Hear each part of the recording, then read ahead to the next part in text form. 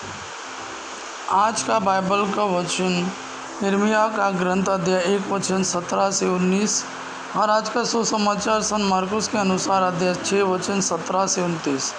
यिर्मयाह का ग्रंथ अध्याय 1 वचन 17 से 19। अब तुम कमर कस कर तैयार हो जाओ और जो कुछ मैं तुमको बताऊं वह सब उन्हें सुना दो।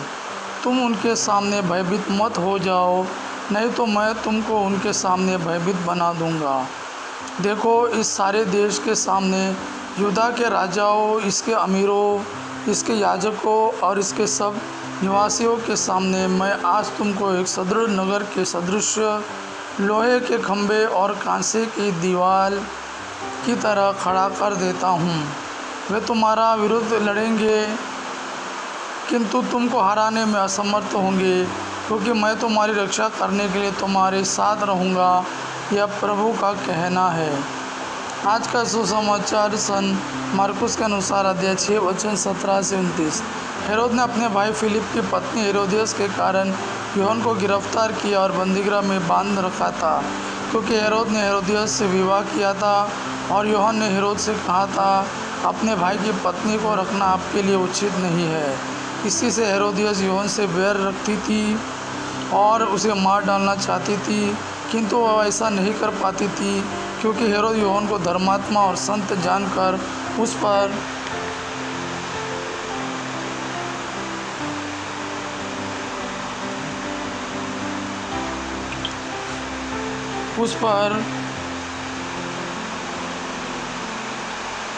श्रद्धा रखता और उसकी रक्षा करता था। हेरोद उसके उपदेश सुनकर बड़े असमंजस में पड़ जाता था, फिर भी वह उसकी बातें सुनना पसंद करता था। हेरोद के जन्मदिवस पर हेरोदियस को एक सुअवसर मिला। उस उत्सव के उपलक्ष्य में हेरोद ने अपने दरबारियों, सेनापतियों और गलीलिया के रईसों को भोज दिया। उस अवसर पर हेरोदियस की बेटी ने अंदर आकर नृत्य किया और हेरोद तथा उसके अतिथियों को मुग्ध कर दिया।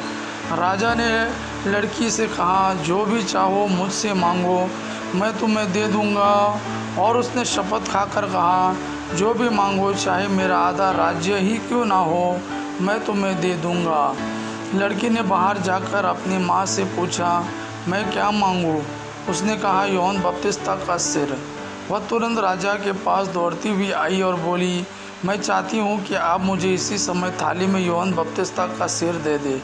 राजा को धक्का लगा, परंतु अपनी शपथ और अतिथियों के कारण वो उसकी मांग अस्वीकार करना नहीं चाहता था। राजा ने तुरंत जल्लाद को भेजकर यूहन्ना का सिर ले आने का आदेश दिया। जल्लाद ने जाकर बंदीगृह में उसका सिर काट डाला और उसे थाली में लाकर लड़की को दे दिया, और लड़की ने उसे अपनी माँ को दे दिया। जब यूहन्ना के शिष्यों को इसका पता चला तो वे आकर उसका शव ले गए और उन्होंने उसे कब्र में रख दिया। यह प्रभु का वाणी है। प्रभु को धन्यवाद। आबा पिता की महिमा और पुत्र यीशु का प्रेम आप पर सदा सर्वदा बना रहे। आमीन।